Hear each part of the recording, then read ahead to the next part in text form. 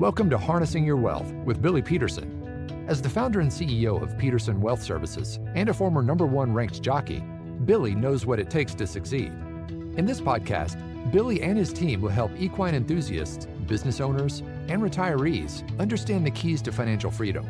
Saddle up and get ready for a ride you won't soon forget on how you can harness your wealth.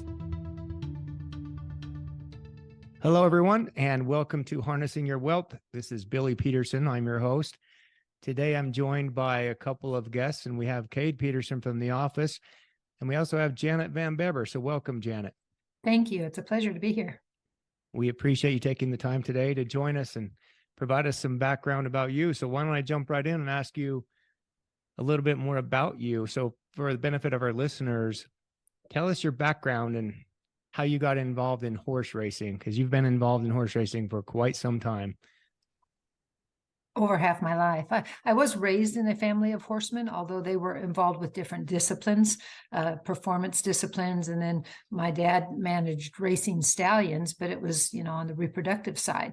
And so I grew up in that environment where I had multiple things that would impact my interest. And I really didn't think it was going to be my career path as a kid.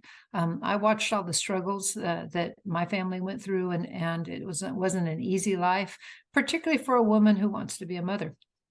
But when I was in college, I had the opportunity to go to Hollywood Park and work at a mixed thoroughbred sale. And that's really where my love for racetrack came, because after that they started sending me to Kentucky, and I became kind of a premier showman for a lot of the agents at the time. And I said, hey, I can do this. I'm enough horseman. I know enough about pedigrees because I've grown up in the business. And with the performance background, I could be kind of showy in how I presented a consignment of horses. And so I started doing both bloodstock work for both thoroughbreds and quarter horses. I was really still in college when I started that, and then did it after I graduated.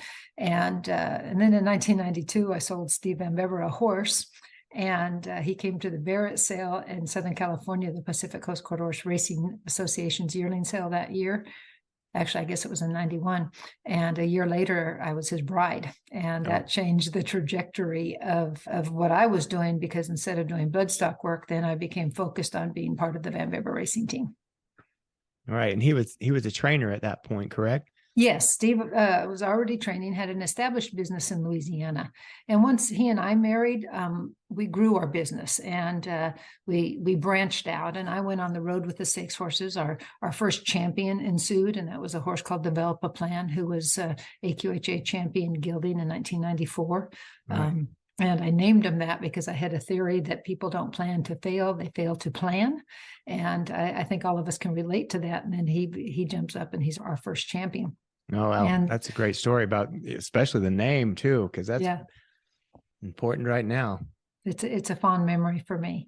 And then, so Steve and I trained together, each with our own little niche in the stable, until his passing in 2000. And then I trained on my own from 2001 when I took the reins till when I retired in 2012. You took over this stable. You began running your own racing stable in 2001, more out of necessity, kind of a tragedy with your life, and where you were able to pick up the pieces and move forward and become one of the all-time greatest trainers in quarter horse racing history. So tell us a bit more about that and some of your more memorable moments as a trainer. Well, first of all, I was truly blessed. I had some customers that stuck with me. Some did not, but those that did were so loyal and trusted really good horses into my care. And the first would be Taylor Fit. And he had been world champion in 99 with Steve and I together. And then he had an off year in 2000. And I was able to bring him back and resurrect his title in 2001. And I think that did a lot to substantiate Janet VanBebber racing and validate my efforts as a horseman on my own, and really help springboard my individual career. And so that was important. And I trained a large stable. I kept around 100 head of horses in training and multiple jurisdictions. I was in Oklahoma, Louisiana, Texas, California, when the stakes schedule determined that I go out there.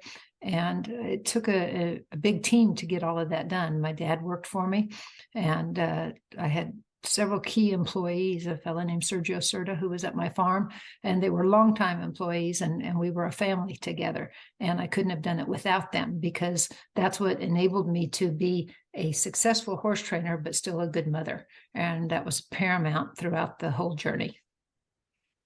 That's awesome. After you retired from training, Janet, you eventually became the chief racing officer of AQHA, correct? That's correct. Tell us a little bit about how that transition went and what your day-to-day roles and tasks are as the chief racing officer. So I'll address the transition a little bit first. I took what I call a sabbatical. And in 2012, my daughter was in 8th grade, and I did not want to be on the road while she was in high school. And so my plan was to sell my business and take a 4-year sabbatical so I could be home and do all the mom things. And, you know, whether it was help fix meals during Wednesday night Bible study and not miss a basketball game, and all of those things that we had to make a lot of sacrifices while I was training, because I knew once she spread her wings and went to college that opportunity to do that would close. So I took that 4-year break. And then interestingly enough, the day she graduated, or was to graduate, because it was during the day and the ceremony was that evening, from high school, I got the call to interview for this job.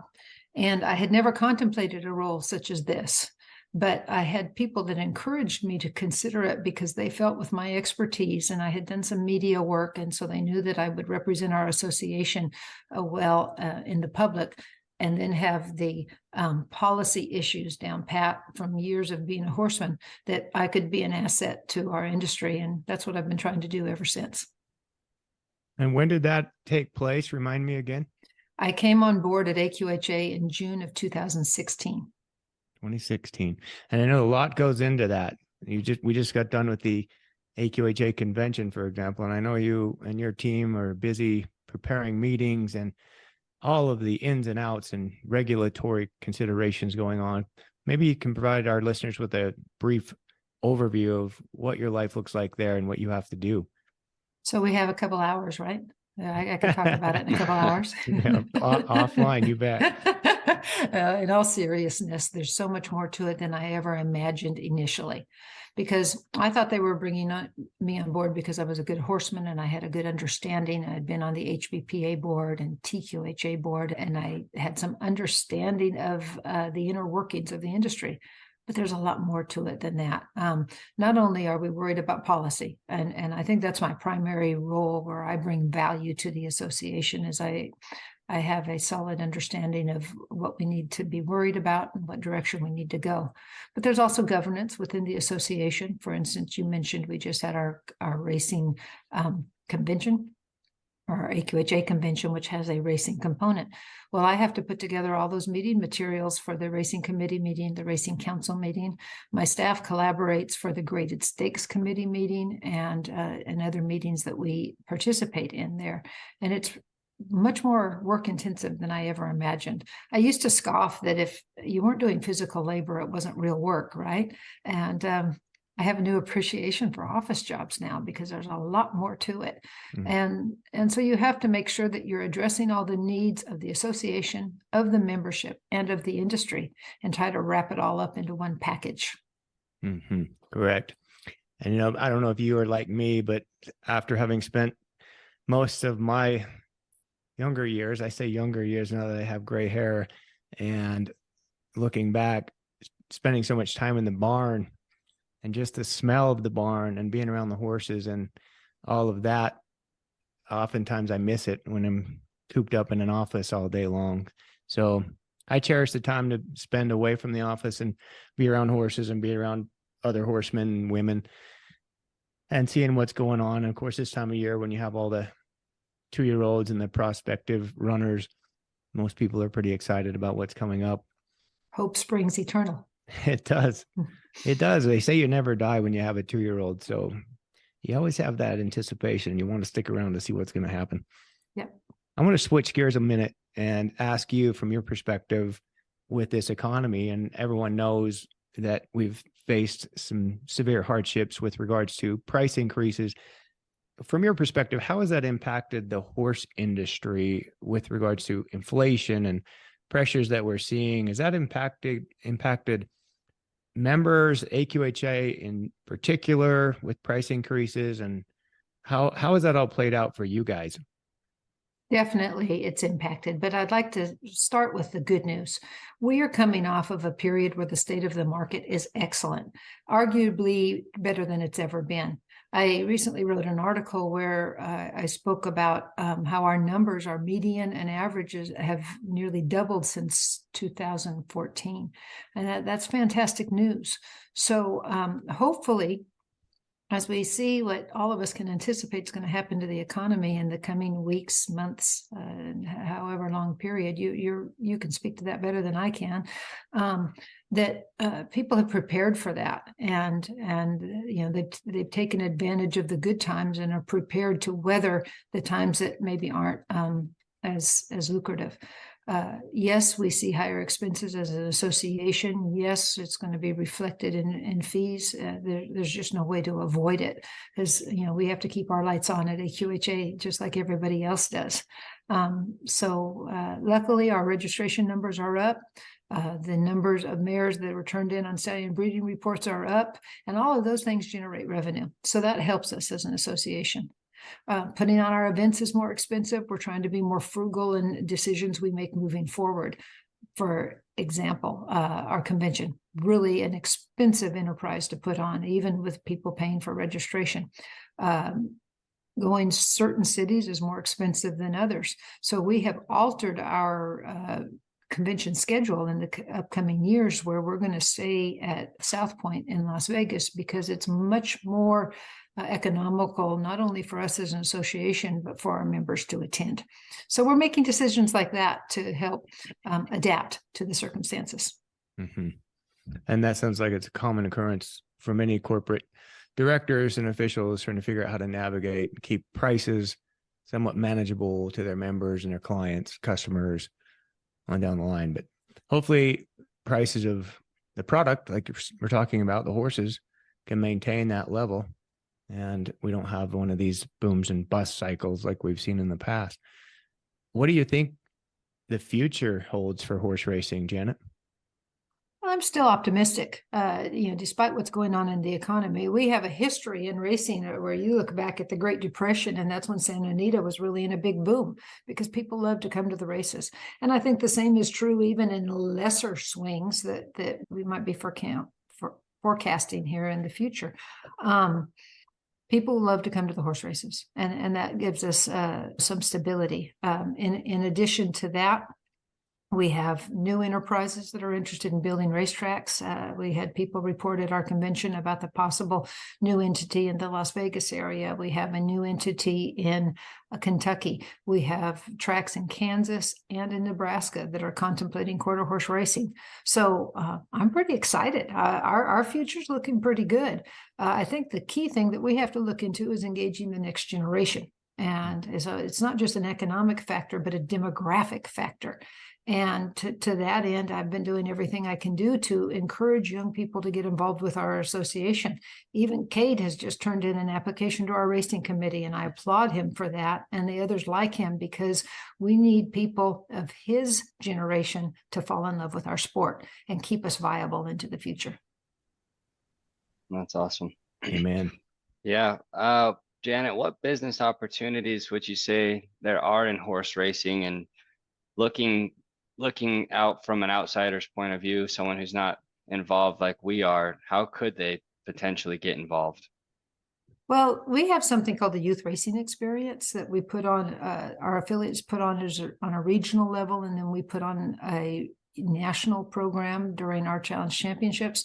And the reason we do that is to help young people learn about opportunities. During the course of the program, they have backside experience, and they could see what kind of horsemanship things are going on, much like I did when I was in college, where I learned about the backside, and I said, oh, I'm in love with this. And here I am all these years later. They also get exposed to administration jobs on the front side, regulatory jobs that help govern our sport, and all of those sorts of things. And I think those present potential career opportunities. If you're somebody that's already established in your career path, you can get involved as an owner, and you can do it with a cheap claimer. You can go to the yearling sale and buy an expensive yearling. The pendulum swings wide in investment opportunities from a less amount of dollar investment to a great amount. Or you can share the liability with partners, or be a part of a syndicate, even fractional ownership. So all kinds of opportunities. And if anybody wants to learn more, all they have to do is send me an email, and I'll help them however I can. While we're asking or talking about that, why don't you tell us your email? Sure. It's J VanBebber. So J, V as in Victor, A-N, B as in boy, E, B as in boy, B as in boy, E-R, at AQHA.org. Thank you for providing that. I know from my perspective, I've been involved in horse racing for a long time, and I see new owners sometimes come in with a big splash. A lot of folks who've never been involved, quite a bit of money, sell a business, and just want to try to have some enjoyment in their retirement years. And they jump in a big way. And I think the way they do that is, of course, they get connected with someone who's already established that can help them along the way. And if they get connected with the right person or people, makes that experience a lot more rewarding. I'm sure you can think of many people in the last 5 to 6 years who come to mind, who jumped in. But even without that kind of large commitment available, large financial commitment, there are those stories that are very cool to hear. Cade just wrote an article for Speed Horse magazine and kind of reflecting on that partnership in the thoroughbred racing world that owned the Kentucky Derby winner named Funnyside. And that was many years ago, but it was just a collection of school teachers who decided to jump in, partner up, and each pooled together not a lot of money. I can't remember what the dollar amount was. Cade probably can remember. He did all the research. I think they paid less than 10 grand a piece for that. He didn't for buy that that gelding. horse. And he Yeah. ended up earning how much?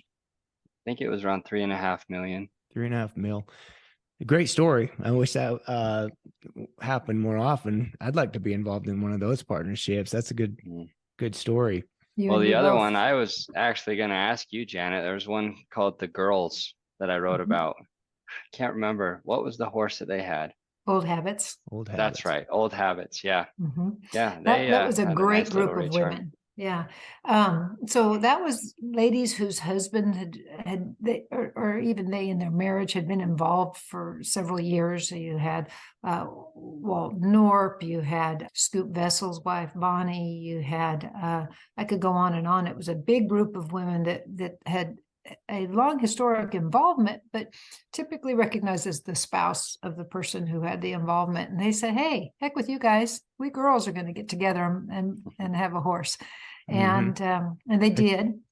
And they marketed it beautifully. They had these like lips, like somebody blowing a kiss, and they dressed it all red when he ran, and he wound up being a really nice horse. And so they had a lot of fun. And they still, those ladies are friends of mine, and they still talk about the good times they had with the girls. And we all know who they're talking about. I think there was Kathy Monge, if I remember right, and Melody Nuchel, right? Yep. And of course, my old buddy Dusty Stimson rode that horse. And not long after, he was tragically killed in a car accident. And so, cherish those memories, I guess. We never know when our last day here will be. But great story, great information about how you can get into horse racing. I think from my perspective, horse racing owning a horse is one of the most exciting things a person can do. And the excitement is contagious. Anyone that I've had come out to the racetrack, they want to know how they can get involved and how they can buy a horse. So now our cousin Sean, who works for me as well, he came out to Ruidoso sale a couple of years ago, and he and his dad partnered up, and we bought a horse together. So we haven't had any luck. So I told him he needs to do something to change his luck and get us back in the winner's circle. But we're going to get there one of these days. That was a funny story because he got to bid on it. My dad was like, you go ahead and you make the call. And he looked at me after they bought it and he said, that was the biggest rush I've ever felt. And he was like shaking. It is Just fun. buying the horse, Janet, and he didn't Yeah. have any idea what he'd gotten himself into. Can't even get her to win a race now. When I trained, this is kind of a funny story and I'll make it brief, but I bought a lot of horses because I usually broke around 40 yearlings, come in 2-year-olds. And so I had an active involvement at the yearling sales and I worked hard. And I didn't really want people to see me bidding and they take advantage of my hard work of going through and figuring out which horses interested me. So I oftentimes would get a customer to bid for me, maybe have them on the phone. One particular year, I chose somebody who was pretty new in the business and he got that rush that you're talking about, even though he was bidding for me. And every time I told him no, he thought I was saying go. And it wound up bidding against himself. And that was a horse I wound up keeping for myself as opposed to selling to a customer because we bought him at kind of an inflated value. And I felt badly about that. And but it was all about adrenaline. And you can't blame somebody for being excited. And that's what we experienced on that day. That's great. The excitement's what gets you in there, but sometimes it pays off. Another quick story on going to the sale. And I know Connie Rosenthal and her late husband, Bob. Well, they've been clients of ours for many years. And we were at the Los Alamitos sale a number of years ago. This was probably 6 years ago now. Can't remember, 5 or 6. Anyhow, we were sitting at their table and we'd just bought a yearling and we were talking to them about it. And then in comes a colt that Bob had liked. And he circled it in the page and he was starting to bid on it. And this colt was named Powerful Favorite. I remember it just like it was yesterday. He bids this horse up and it gets up to about 75,000 and Bob's like, nope. And he's shaking his head. I'm done. So he turns over to me and he's asking me about mine and the one I bought, and he's thumbing through his book to see what we had bought. And look over and there's his wife, Connie, and she's still got her hand up and she's going and she keeps bidding. And she gets the horse bought at 90,000. I'm pretty sure that was the price. And Bob startled, his eyes are big. He looks over and, what are you doing? And she said, Bob, if you like that horse, we're going to buy it. So, and you know what that horse ended up doing? He ended up making them over $1 million. And then they end up buying all of the full siblings to that horse year after year after year. And it's been one of the most profitable ventures I think any owner has ever taken. And I don't know how many millions they've earned, but it's a lot. They've had 3 millionaires and another one that made 650,000, I think. But hey, that just goes to show you sometimes you just don't worry about the money and go up and not give in. There are so many levels of that story that I enjoy. First of all, that while Bob was still living, and I've known them since the mid 80s and think the world of them both. And while Bob was still living, Connie was so much a partner in their horse business and so supportive of the dream that she jumped in at that level and made sure they took home or the horse that they wanted. Right. And then after Bob's passing, yes, they were blessed with success with Powerful Favorite, but she continued on the legacy by reinvesting in our business on her own and being met with a lot of success. And then the third chapter of that story that I really enjoy telling is that Powerful Favorite, they just had pictures of him on social media where Chris O'Dell's using him as a pony horse now. So what they've done is they've kept this horse in a second career where he still had great value and had a job, because horses enjoy having a job, and he'll be well taken care of. And I just love hearing those stories because a lot of times the general public miss out on those opportunities to find out how much we truly love our horses, that we love them while they're in training, we love them after they're in training, and our industry is really good about taking care of our horses after their career is done on the racetrack. Excuse me, we're almost in the home stretch for the episode. But before we cross the finish line, I just want you to know that you can contact Billy and his team at www.petersonws.com or by visiting the show notes. Now, back to harnessing your wealth. Right. Yeah, I do think it's unfortunate that a lot of the folks that are implementing rules and regulations have this potential misperception, and they might have one instance where they heard of abuse of a horse, or a horse breaks down on the track. And for some reason, they believe that that's universal, and that all of the horsemen out there are just in this business to abuse the horse and then flip them and find another one and run them till the legs fall off. And that's very far from the truth. There's going to be bad apples in every business and every industry, and that goes wherever you want to look. If you want to find something bad, you'll find it. But for the most part, if you're paying attention, good is predominant. And I would say, I told Vince Baker last week, who was on the show, if I had to come back as something else in this next life, it would be a racehorse. It would be a thoroughbred racehorse or a quarter horse, because I just believe they're well taken care of. I agree. I wish I was as well taken care of as a horse that's in a race barn. And I tell people often that it rivals the best spa that a woman could go to. Yeah, it's the truth. It is the truth. And wait, it's probably, well, it is a lot. It's more expensive than a great spa. I don't know, the vet bills, some of those things that I wanted to ask you about on the major issues. Are the trends in racing going in the right direction? And what are some of the major issues that we're facing as an industry today? I think there's a couple, and I spend a lot of time working on them. The first is creating deterrence for those that are seeking that unfair advantage of performance-enhancing drugs. And I use that term carefully, performance-enhancing drugs, because that's different than a controlled therapeutic drug. Mm-hmm. I'm an advocate for controlled therapeutics because I want to make a horse comfortable, and I want them to enjoy life, just like I may need to take an Advil or an Aleve on occasion. I realize that we need to take a less medicated horse in front of a regulatory veterinarian in order to curb the opportunity for an unsound horse to be entered into a race. I realize all that, and I've signed on.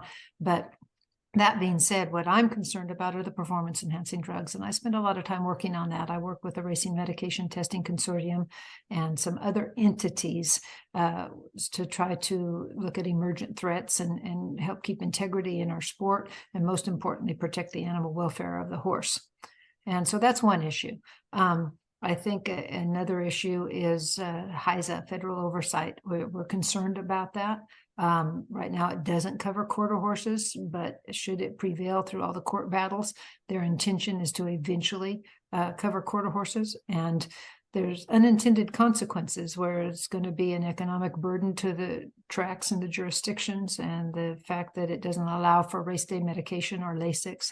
Our horses are predisposed to bleeding, and we want to protect them for that. So that's an ongoing concern that I'm worried about, and two things I spend a lot of time working on. Right. I know that's a big conversation in the industry right now. The folks I talk to is just so much disappointment in potential cheaters and those who are out there. And I won't name names. I just think we all have some perceptions on what's going on. Cheaters usually get caught eventually. We've had a number of them in this industry, and it's been going on for, I don't know, probably as long as racing has been existing. It's just unfortunate that they keep finding ways to medicate horses that's untraceable and undetectable, and continue to find ways to win and essentially take the money from those who are trying to do it the right way and on a fair way. So I don't know what the answers are. I know people are very frustrated, including myself, when you watch what's going on. When you're in the industry, you get a sense of what's possible and what isn't, what's beyond reasonable for a horse to be able to do, and consistently, right, with a win percentage on a trainer, 20%, 25%, phenomenal. When they get up into the 30s and 40s, you start raising your eyebrows. When an owner is able to do that, you're very, very leery of things being on the up and up, because this is a difficult business to find, to go out there and pick. I always tell my accountant, who keeps asking me, are you ever going to make a profit in this business? And I say, you know what? Let me tell you what this is like. You like to golf, right? And he says, yeah, I love to golf. I said, all right, I'm going to line up 500 high school students, and I'm going to hand them a golf club. Now they're just in high school, and I'm going to let you watch them swing that club twice. And then I want you to pick out the next Masters champion. And now he finally gets it. Mm-hmm. Because picking out the next runner, you can look at their page, you can look what mom and dad did, but you don't know what's in that horse's heart or inside them for their capabilities until they get out there. And so that's the fun of it all, is really you're trying to find the pedigree, you're trying to find the athleticism, and then the heart that go along with it. We're all trying to do the same thing. It's just unfortunate. Some people seem like they could walk up blindfold and pick one out and it'd be a stakes winner. So I know that's what we're talking about. And we want to be level with what people are going to do. And that's going to keep more people in the industry. Let's look at that as a long-term challenge. Agreed wholeheartedly. And I spent a lot of time working on it. I'm sure you do. Yeah. Janet, you've had a lot of success in your career and worked with a lot of very well-known horses. I asked Jeff Tebow this question. He was on the podcast last week, and the question is, if you could go back and do anything differently, what would you do? He said, I wouldn't do anything. I'm too scared of making a mistake. So curious, though, if you have anything that you would change looking back on your life and your career. I've endured a lot of hardships throughout my life. I just 1995, I had a horse flip over on me. I was paralyzed, had to learn to walk again, all of that. I lost Steve in 2000. I've had other things impact me that, if I were given the choice, I'd say, boy, I'd rather take a detour around that incident. But each and everything that ever happened to me wound up being a stepping stone to another opportunity. And I'm a faith-based person, and I know that when I approach every day that God has a plan for me, and even if there's an obstacle or something that might not have been my choice, the fact that it's his choice and he wants all things good for me in my life and winds up helping me land in a spot that's better than I could have ever imagined, I'm going to go with it. So I'm with Jeff. There's nothing I would change, because I'm going to leave it with a power much higher than my own and follow his lead. And that's a great way to answer that. So flipping that the other side, what are some of the best things that have happened in your life and decisions that you've made, whether through the higher power or something that you just stumbled on and felt like it was just the right move at the right time? I look back at my decision. So Steve passed away in December of 2020. And so we're breaking babies at the farm, but we didn't have an ongoing meet at that time. And within a matter of days, I decided that I was going to go on with it, because God just put it on my heart that was the best way I was going to be able to provide for my family. And when I say my family, my dad already worked for me at that time. And then I had my daughter, and obviously it was the responsibility to do so was going to be on my shoulders. And so sometimes I think, had I thought about that more, would I have made that decision? But no, I just went with it, and I went with it boldly, and I was tremendously blessed as a result of it. So that obviously was a pivotal decision in my life, because it changed the trajectory of everything. And I've had so many opportunities since. I went on to train 3 champions in a row. I had Taylor Fitt, who was just phenomenal, and I miss him as though he were human. He went on to represent our breed at the Kentucky Horse Park in their Hall of Champions. And I'm so honored that one of my alumni had that opportunity, and he's buried there today. The next year, I had Streakin' Santacha, who was world champion, actually co-world champion with Who's Leaving Who. What an honor. And then the third year, Panther Mountain was champion age stallion.